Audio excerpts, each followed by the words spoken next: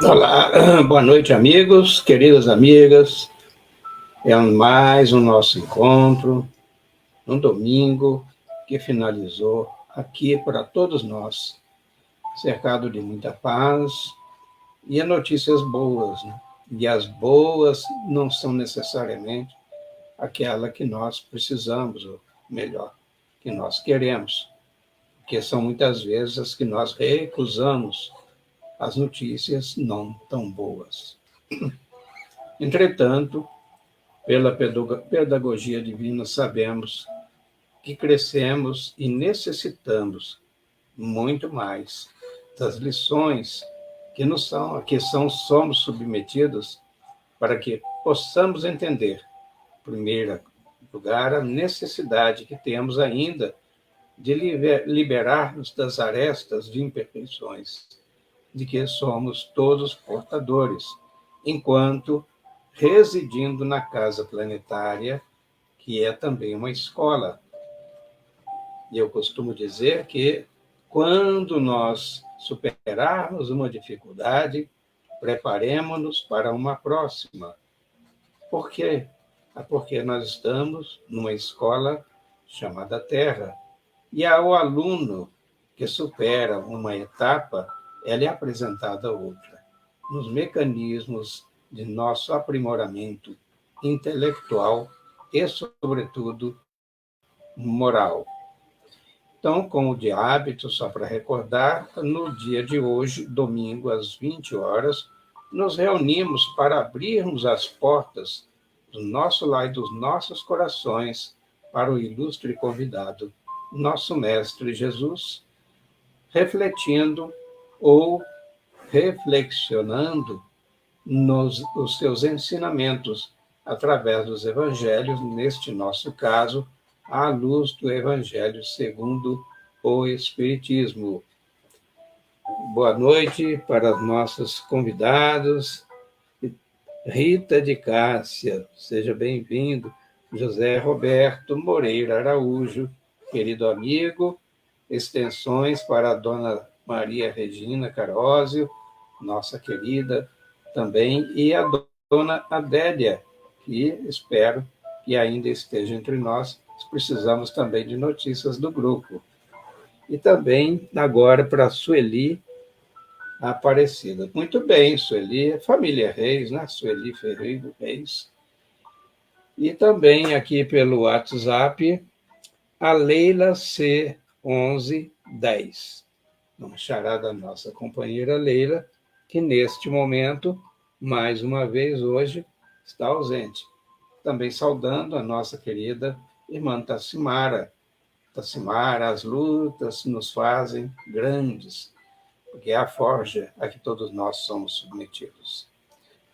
As nossas lutas não são em vão, não são inglórias, mas o nosso momento é para agradecermos e, sobretudo, louvarmos. Quando falamos no Evangelho no Lar, alguns se perguntam por que é mais ou menos como quem ora, né? Se Deus já sabe de todas as nossas necessidades, o ser é dúvida, temos convicção de que sim, Ele sabe. Mas é para que nos seja ofertado um momento de nós abrirmos os nossos corações sem as arestas dos mecanismos das formalidades sociais. É como nós nos dirigirmos ao nosso Pai, que Deus é Pai de todos nós. Felizmente, não é Pai apenas de alguns. É um Pai generoso, magnânimo e bom. Mas a prece tem esse condão, tem essa propriedade e de nos conectarmos a Deus. Também costumo dizer porque o Evangelho no lar. Aí já foi ensinado pelo seu enviado. Aonde nós encontramos isso? Nos registros evangélicos, que diz que Jesus orava na casa de Simão Pedro, Pedro Barjonas, o pescador, que foi eleito por ele próprio como líder do Colégio Apostólico. Então, saudando também nosso querido Arnaldo, e extensivamente também a nossa querida Eudócia, ao Geraldo Rodrigues. E aí já temos finalizado as nossas introduções às 20 horas exatamente. Nós vamos dar início a esse nosso encontro na leitura de uma página do livro que vocês já conhecem bastante, mas cada mensagem é uma lição em particular, em especial, que é o livro Fonte Viva, da psicografia de Chico Xavier, de autoria do Espírito Emmanuel. E a mensagem de hoje, irmãos e irmãs, é de número 3, que tem por título O Necessário. Jesus assim se expressa conforme registro do evangelista Lucas, capítulo 10, versículo 41. Mas uma só coisa é necessária.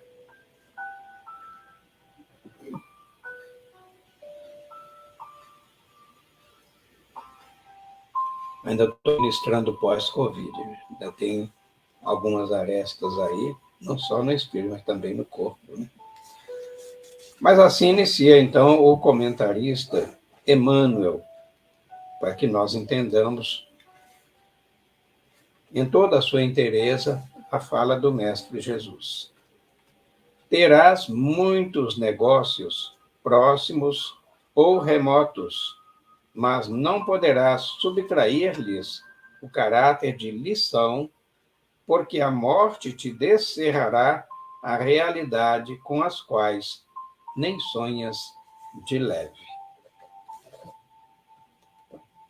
Administrarás interesses vários, entretanto, não poderás controlar todos os ângulos do serviço, uma vez que a maldade e a indiferença se insinua em todas as tarefas, prejudicando o raio de ação de todos os missionários da elevação.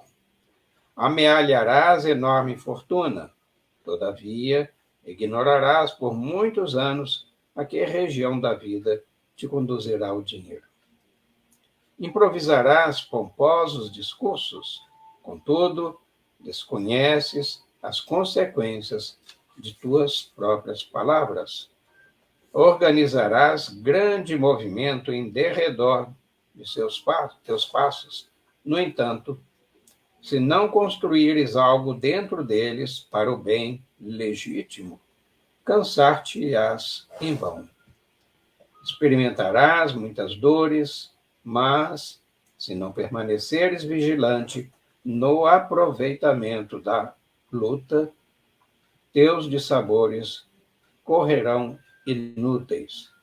Exaltarás o direito com o verbo indignado e ardoroso.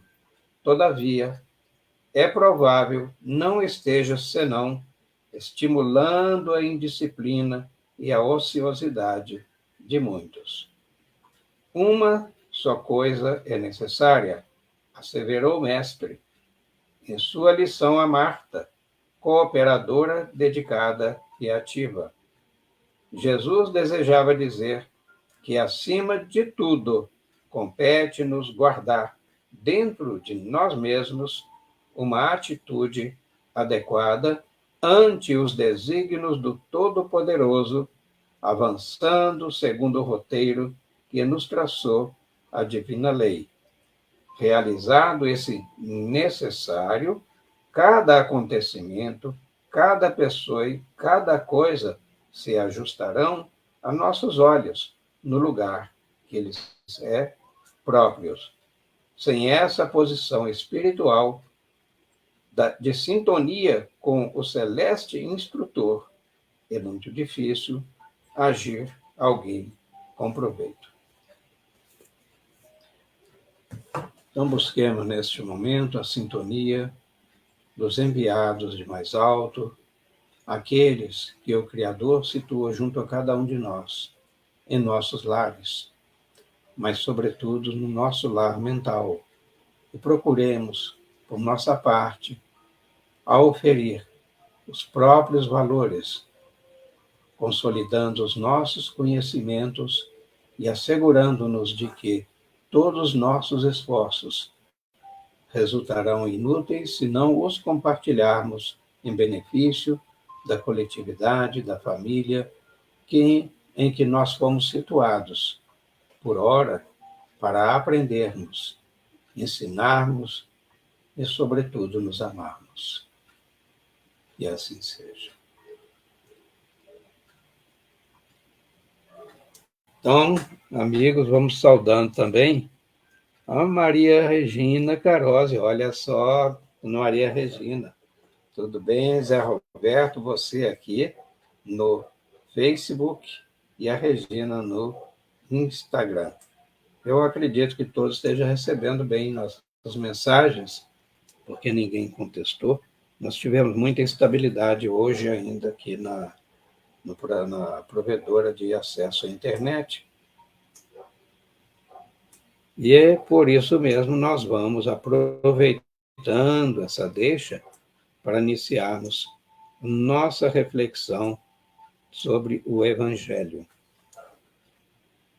Só para recordar, pedimos que cada um, aí conforme o número de pessoas em suas próprias casas, coloquem um copinho de água a serem sorvido após o encerramento do nosso encontro, e pedindo com fé e com toda certeza obteremos a posição dos elementos necessários conforme as nossas especificações.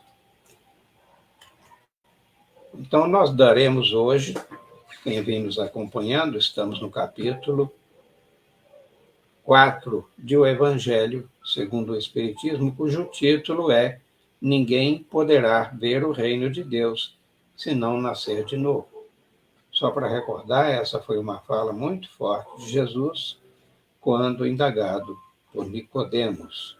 E depois ele esclarece. Veremos isso. Mas hoje,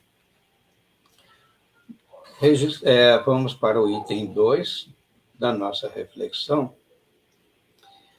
que são passagens registradas pelos evangelistas Marcos e Lucas. E a semana passada vimos também no item 1, que foi também Marcos e Lucas, ou melhor, Mateus, que trouxeram a mensagem. Mas assim, lá nestes versículos está referido que, nesse íntere, Herodes, o tetrarca, ouviu falar de tudo que fazia Jesus e seu espírito se achava em suspenso. Gente, nós ouvimos falar muito da presença de Roma junto às margens do mar Mediterrâneo, e aí a Judéia ele estava submetida ao poder romano. E Herodes era lá o tetrarca, ou seja, aquele que administrava aquela porção de extensão do Império Romano. E ele era considerado o tetrarca da Galileia. Então ele se inquietava, por isso que diz o seu espírito se achava em suspenso, então ele estava inquieto, porque ouvira falar tudo que Jesus fazia.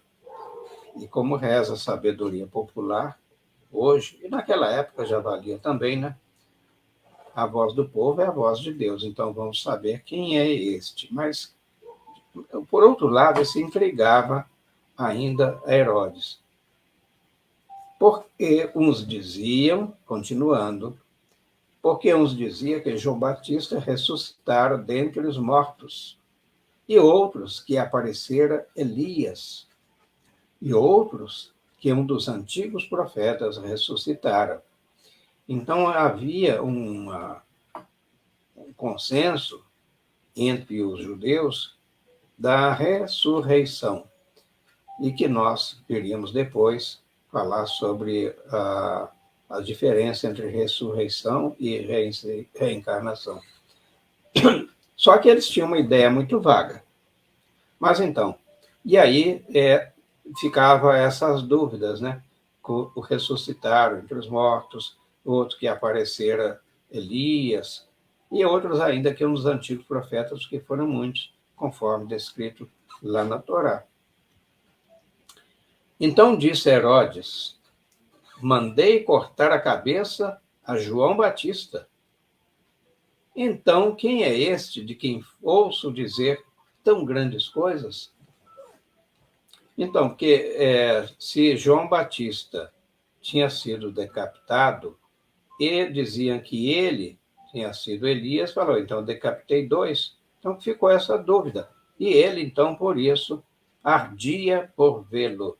Neste caso, já se referindo a Jesus, que é de quem ele ouvia falar, que era portador de maravilhas, né?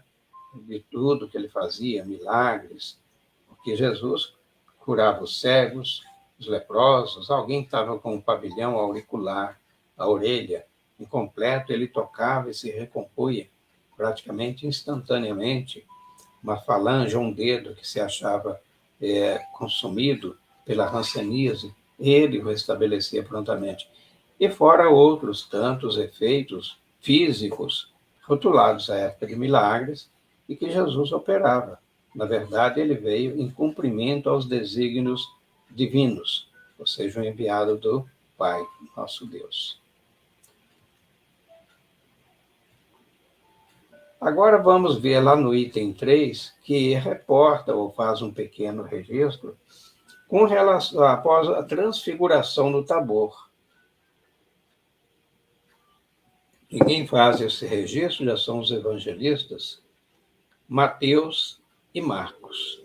Mateus, no capítulo 17, versículos 10 a 13, e Marcos, capítulo 9, versículos 11 a 13. Então, os registros são coerentes entre si. Então, seus discípulos o interrogaram dessa forma: porque dizem os escribas ser preciso que antes volte Elias?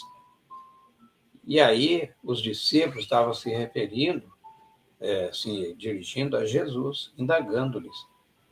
Porque os escribas, como sabemos, eles eram componente de uma elite social, porquanto, por exemplo, os registros ditos críveis ou merecedores de boa-fé eram feitos por eles. E as dificuldades de escrita da época, que era sobre pergaminhos, e a preparação de pergaminho era muito difícil. Então, os escribas, eles eram especialistas nos registros. Mas eles também faziam leituras, porque, por exemplo, quando lhes davam um texto para ser transcrito, eles refletiam em cima daquilo ali. Mas então, esses escribas, e é a questão, eles diziam que era preciso que antes volte Elias. Logo, eles acreditavam na ressurreição, que viria um e depois outro, mas que antes teria que vir Elias. Já se referindo por que João Batista, e eles acreditavam nisso, eles, os discípulos, né? Acreditavam que João Batista teria sido Elias. Então, conforme Jesus vai afirmar na sequência, que ele diz assim: é verdade que Elias há de vir e restabelecer todas as coisas. Restabelecer é estabelecer novamente, é afirmar, é infirmar aquilo que fora predito lá atrás pelo profeta Elias. Então, mas essas coisas foram realmente restabelecidas. Aí Jesus disse: mas eu vos declaro que Elias já veio como? Como João Batista, né? E eles não o conheceram, porque não aceitaram ele. Não, você não é o Elias. E o trataram como lhes aprouve, a ponto de, conforme está no início dos registros dessa noite, que foi o Herodes que mandou decapitar a João Batista. Só para recordar qual teria sido o motivo, daqui a pouco nós vamos fechar a leitura do versículo. E é que o João Batista ele censurava Herodes, porquanto ele, sendo casado, ele tinha como concubina, se assim podemos colocar, uma outra pessoa, e o João Batista era uma pessoa muito reta, como todos aqueles que fizeram parte dos antecessores, os anunciantes da vinda do Messias entre nós. E era Salomé, que era a sua, vamos dizer, favorita, que pediu-lhe a cabeça numa bandeja. E assim Herodes o fez, para satisfazê-la. Não que ela concordasse, que ele concordasse com o João Batista, dizendo uma inverdade, mas que estava incomodando ela, porque para ele fazia diferença. E assim aconteceu. Aí Jesus, ainda avançando a afirmativa, que ele falou sobre a verdade, que Elias já há de vir e restabelecer todas as coisas, mas ele, Jesus, declarava que ele já vinha, já tinha vindo. E ainda diz assim: é assim que farão sofrer o Filho do Homem. Então ele se referia a si próprio, Jesus. Farão sofrer porque o martírio, com o suplício final na cruz, era ali já antevisto, né? Ele era um médium de presciência, sabendo das coisas que estariam por vir. E então seus discípulos, aí conclui os evangelistas, seus discípulos compreenderam que fora de João Batista que ele, Jesus, falaram. Ainda temos um tempinho, então vamos já avançar um pouco nos comentários de Allan Kardec, já no item 4. Na sequência, vimos 2, 3, hoje vamos para o 4. Aí Kardec vai, nesse item, falar sobre a diferença entre a ressurreição e a reencarnação. Então ele coloca assim: a reencarnação fazia parte dos dogmas dos judeus, sob o nome de ressurreição. Ou seja, o que quer dizer dogma? É aquilo que é um axioma, algo inarredável, fazendo parte do código de valores deles e, sobretudo, os elementos de fé. Então, os dogmas deles, entre outros, estabelecia que existiria, sim, a ressurreição. O esclarecimento que Kardec dá, que a reencarnação, ela fazia parte, só que com outro nome. Porque não eram todos, mas muitos os judeus, os saduceus não, mas muitos dos judeus acreditavam na vida após a morte. E entre eles, um grupo, não me recordo agora qual, mas eles acreditavam também na ressurreição, ou seja, o retorno, como parte das suas convicções religiosas. Então, veja bem, chamado por eles ressurreição, mas para nós é reencarnação. E ele adianta também, conforme já vimos agora, os saduceus acreditavam que tudo acabava com a morte. Então, para eles, olha, não existe nem ressurreição, e nem para nós, como chamamos hoje, reencarnação, simplesmente era letra morta. Mas então as ideias dos judeus sobre este ponto qual da reencarnação, assim como muitos outros, não eram claramente definidas. Então eles não tinham ainda o conhecimento, o esclarecimento que hoje nós temos, né, lucificados pela doutrina espírita, que é a terceira revelação. Então, por que eles não eram claramente definidos? Porque apenas tinha vagas e incompletas noções acerca da alma e da sua ligação com o corpo. Então, o conceito de alma, de espírito, de perispírito, eles não sabiam como é que se dava isso, essas ligações. Aí imaginavam, aí era aberto todo o que a imaginação permitiria concluir, conforme está na confusão lançada lá pelos muitos que liam, porque eles falavam, olha, Elias há de vir, ou são outros profetas, e complicava para eles, era complicado para eles, entender como se operava as curas postas por Jesus, porque sequer eles tinham conhecimento da noção que permeia os dois planos da vida. Eles, naturalmente, não entenderiam, por exemplo, o chamado laboratório do mundo espiritual.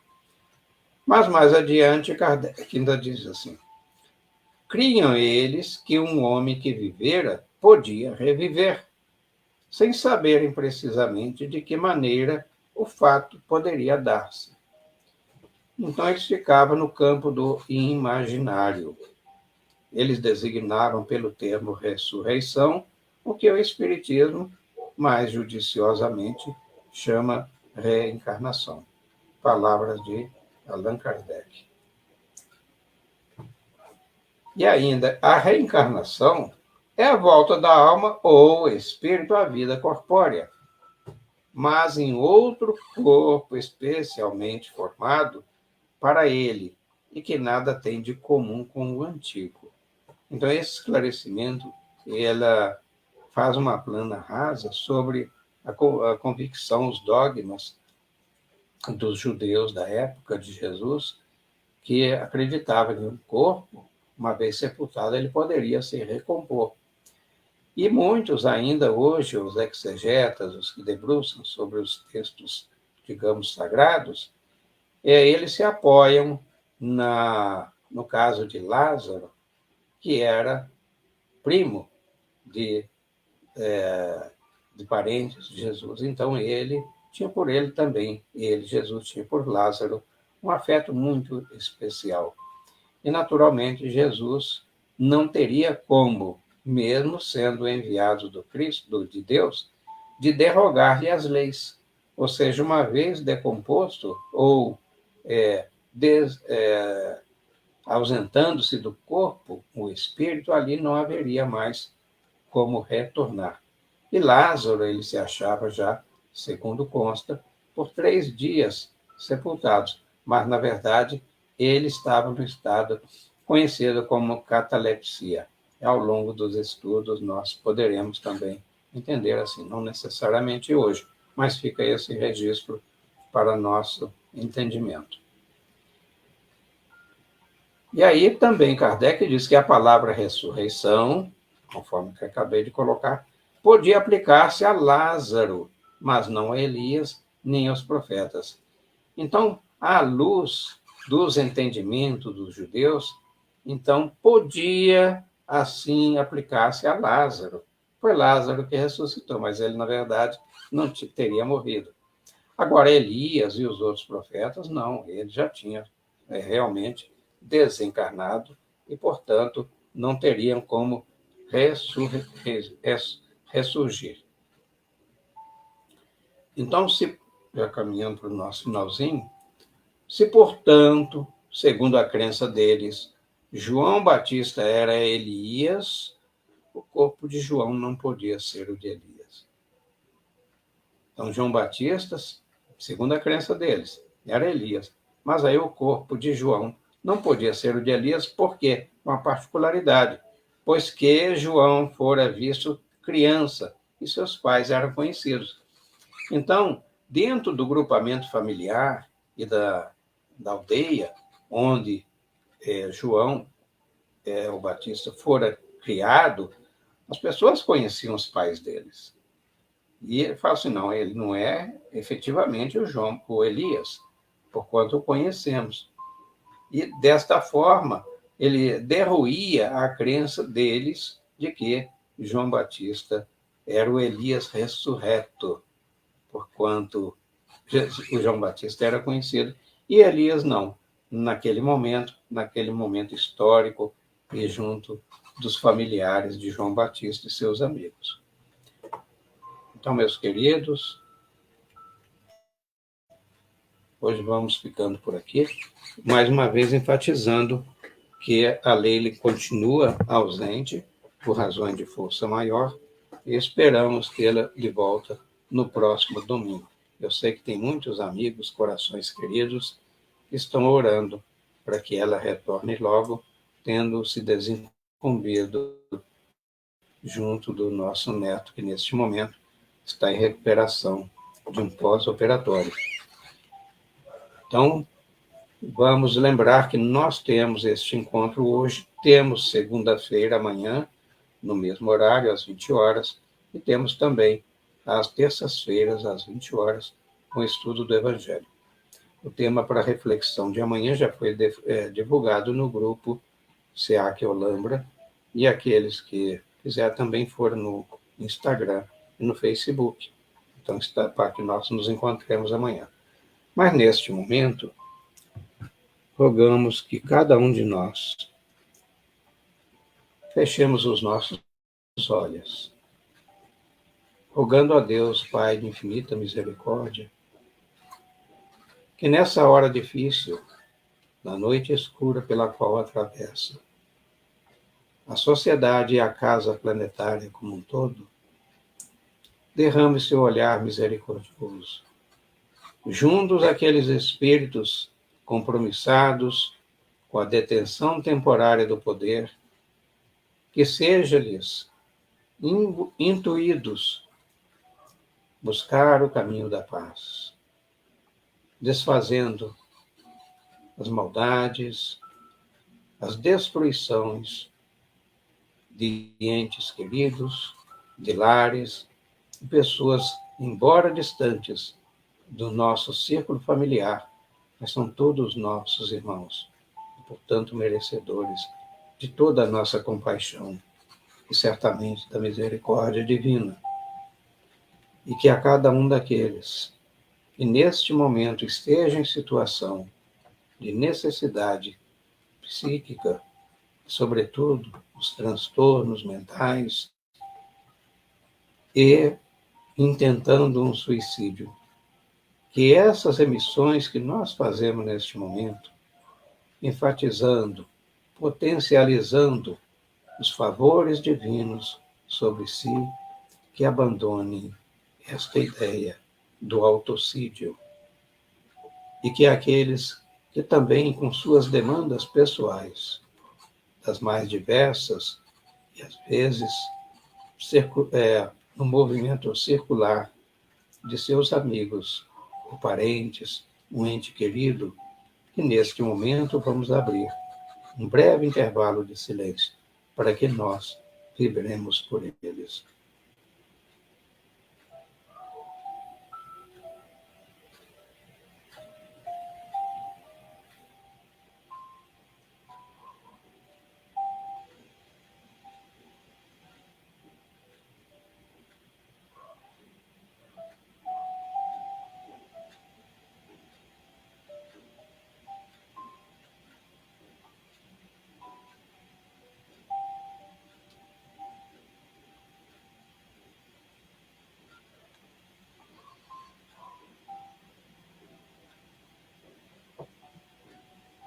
Agora, voltemo-nos para nós mesmos, com as nossas aflições, as nossas dores, nossas incertezas, nossas angústias e receios, que nós possamos, pedindo a favor de nós mesmos, que os espíritos situados junto a cada um de nós, cada um aí em seus lares, anjo da guarda, o espírito protetor, que ele, neste momento, seja um mensageiro das nossas necessidades individuais, rogando para que depositem nas águas aqui colocadas para este mistério os elementos quintessenciados do laboratório do mundo espiritual que nos favoreça o reequilíbrio das nossas forças e, sobretudo, a aceitação da resignação que rege a cada um conforme as nossas necessidades.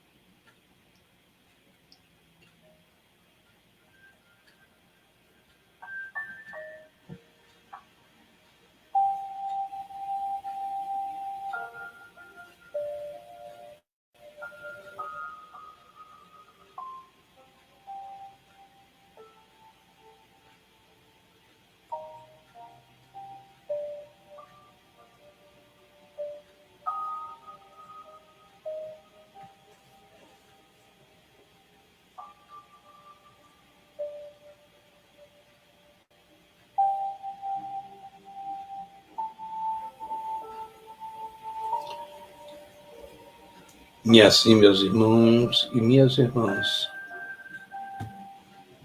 vamos lentamente recuperando a intimidade do local em que nos encontramos. Também lentamente abrimos os nossos olhos, identificando-nos com o ambiente que nos cerca.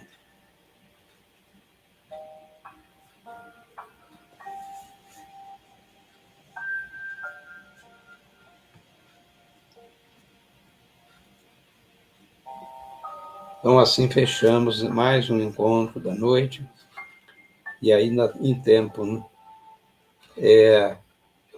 Lembrando que eu sou Roberto Antônio de Oliveira, e sou vinculado ao Centro de Estudos Espíritas Allan Kardec, aqui da cidade de Olambra. Vamos solicitar a todos os que nos acompanham que favoreçam aqueles que ainda não têm acesso aos nossos conteúdos e que divulguem junto aos seus contatos, grupos, para que eles nos visitem nos nossos canais, acompanhando-nos no Facebook, no Instagram e as nossas playlists no canal do SEAC Olambra, lá no YouTube. Então, mais uma vez, agradecemos a todos e, sobretudo, em nome de Deus, Pai de misericórdia infinita, a quem nós frequentemente rogando que venha-nos o vosso reino, porque o reino de Deus, o reino divino já está pronto. Então, que ele desça até nós, para que nós possamos antegozar as delícias que nos aguardam, como todos nós fadados que estamos à pureza espiritual. Então, vou aqui já deixando as minhas despedidas, em nome da Leila, e que possamos nos rever no próximo próximo domingo, neste mesmo horário, já no início do mês, em que comemoramos a data máxima da cristandade, que é o mês de dezembro. Então, desejando também uma ótima semana a todos, plenas de muito benefício, muita luz e, sobretudo, também, como diria Chico Xavier em determinado momento, ao Jerônimo Mendonça, que é uma figura emblemática, maravilhosa, no movimento espírita, já hoje não mais entre nós. Quando lhe foi dito muita paz, ele disse muita paz. Então, muita paz para vocês. Trabalho nessa semana e que Deus nos abençoe a todos. Até lá.